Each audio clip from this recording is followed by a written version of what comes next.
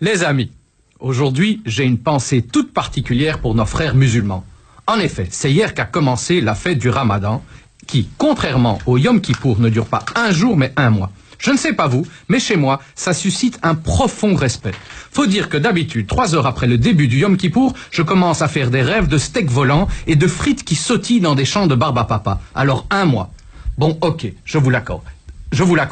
Il y en a certains à qui ça ne ferait pas de mal un petit mois de jeûne. Et évidemment, Jim, je ne vise personne dans ce studio. Mais à part jeûner, pendant le mois de Ramadan, il est également interdit de boire, de fumer et d'avoir des rapports sexuels. Sarah, je ne peux m'empêcher d'avoir une pensée toute particulière pour toi en ce moment. Imagine-toi, un mois sans Tinder date. Enfin, en tout cas, du lever au coucher du soleil. Et puis, je me suis demandé, mais en fait, c'est quoi au juste ce Ramadan? C'est vrai quoi? Que sait-on de cette fête qui touche presque un quart de la population mondiale? Et d'ailleurs, que sait-on de l'islam en général? Mais je dois vous avouer un truc. J'ai toujours trouvé que de toutes les religions, ce sont les musulmans les plus cool. Non, vraiment, des types qui prient pieds nus et les fesses en l'air, perso, j'adore.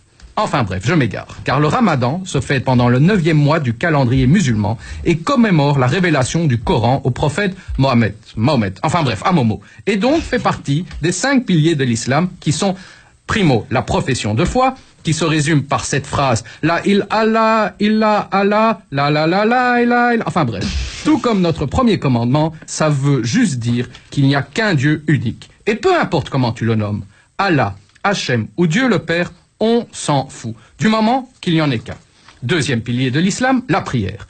Dans toutes les religions, ce bon Dieu unique veut qu'on pense un tout petit peu à lui. Et là, autant vous le dire tout de suite, Allah n'a pas été super sympa. Nous, avec Hachem, on n'a pas trop à se plaindre. 3 prières par jour et on en est quitte. Par contre, pour Allah, c'est carrément 5 prières par jour, de l'aube à la nuit tombée.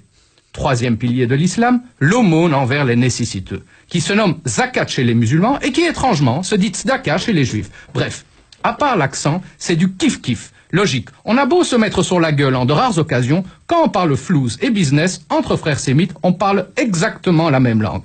4e pilier, la fête qui nous intéresse aujourd'hui, le Ramadan, et enfin, le 5e pilier, le pèlerinage à la Mecque. Et c'est là que je les envie quand même un tout petit peu, les musulmans. Je m'explique.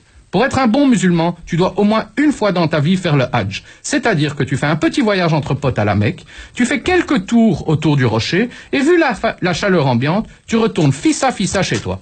En revanche, pour nous, les juifs, on ne parle pas d'un city trip, mais carrément d'un bail à vie, l'an prochain à Jérusalem, avec une idée bien claire. Tu viens, tu poses tes valises et tu ne repars plus. Et à partir de ce moment-là, tu vas pleurer et nager dans les méandres de l'administration israélienne.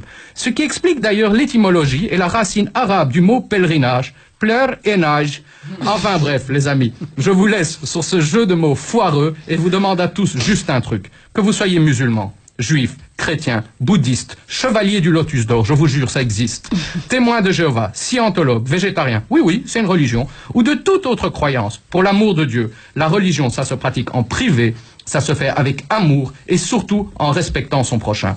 Alors, sur ce, Ramadan Karim, Shabbat Shalom et Inch'Allah, à très bientôt.